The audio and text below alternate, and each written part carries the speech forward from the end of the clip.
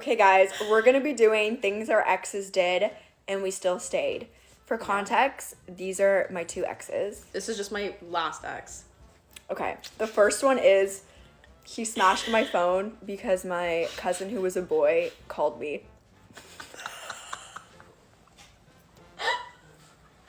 Okay, go. Okay.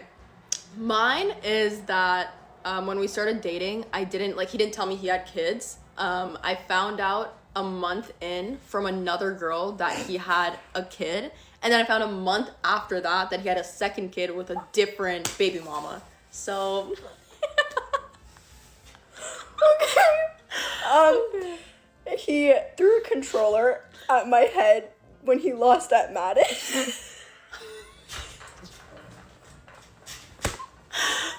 Okay. Okay. Mine, every time he got mad or frustrated with me, he would hold his hands out like this and go, I just want to choke you out. Okay, and sorry, for context, he turned out to be abusive, so that's... Mine would turn his location off every time he went to the club. The trauma.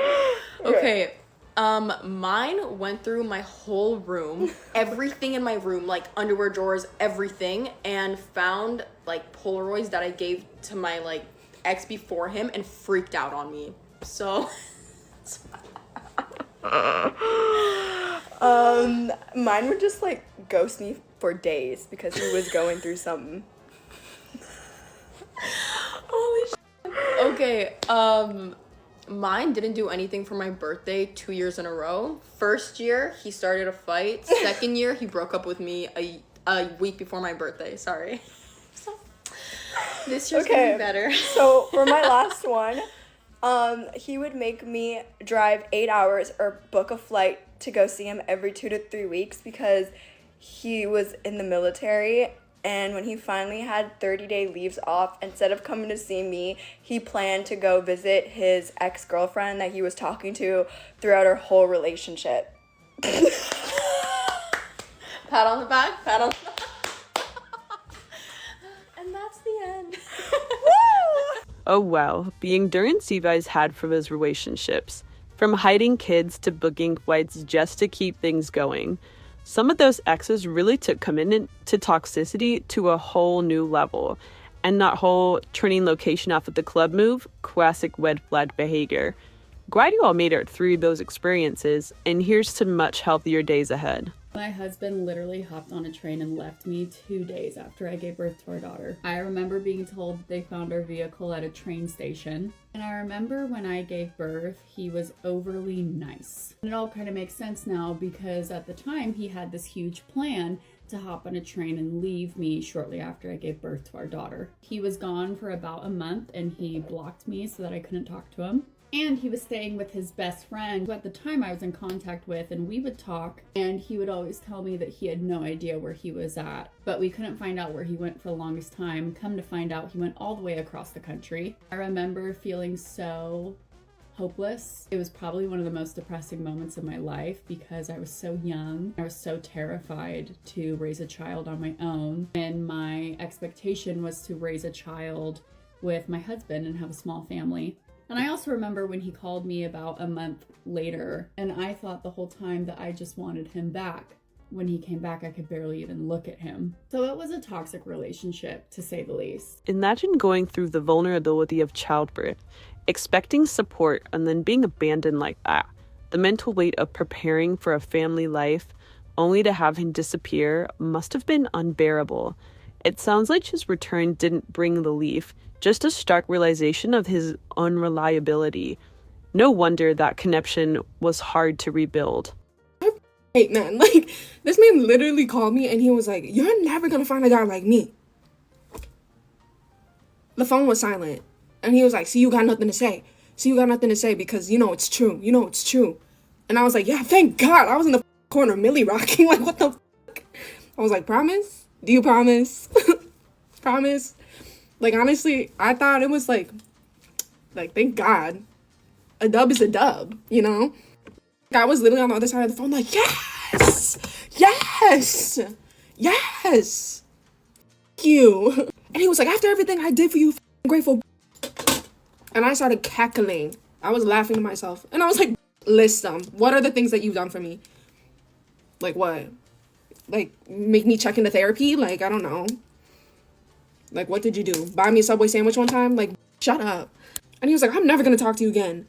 Do you promise? Swear on your life right now. Cause I need that. I need that. Bad. Oh, the classic, you'll never find anyone like me line. It's like they're convinced they're a rare gem. A little do they know the other side is silently celebrating their absence. The way you flip that narrative back on him with pure joy, chef's kiss. Honestly, getting that kind of promise might just be the best part of the breakup.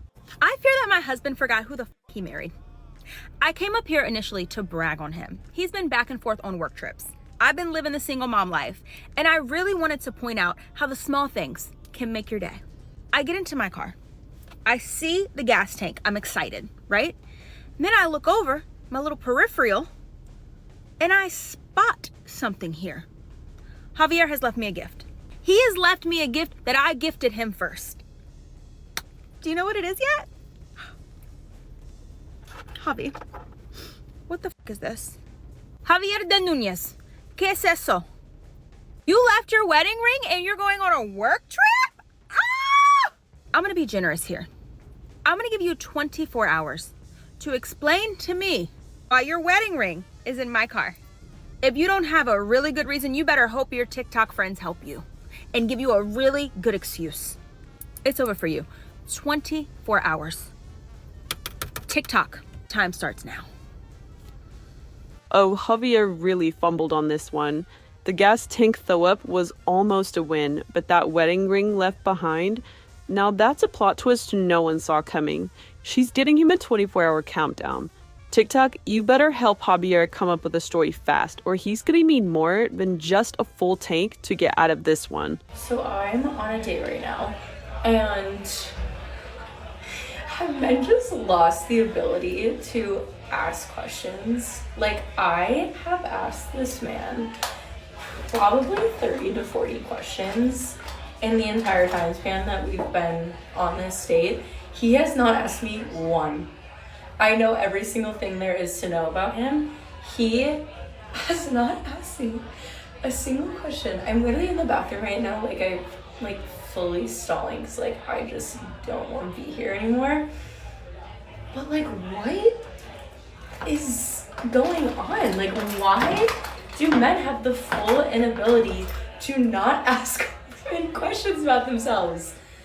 What? It's crazy. And he's older too. He's in his 30s, and it's come on, babe. Oh no, not the endless Q&A with no reciprocation. You know it's bad when the bathroom becomes the escape zone. Imagine sitting there putting in all that effort and getting nothing back. And he's in his 30s too? You'd think he'd have learned how to hold a conversation by now. Girl, it sounds like it's time to politely wrap this up.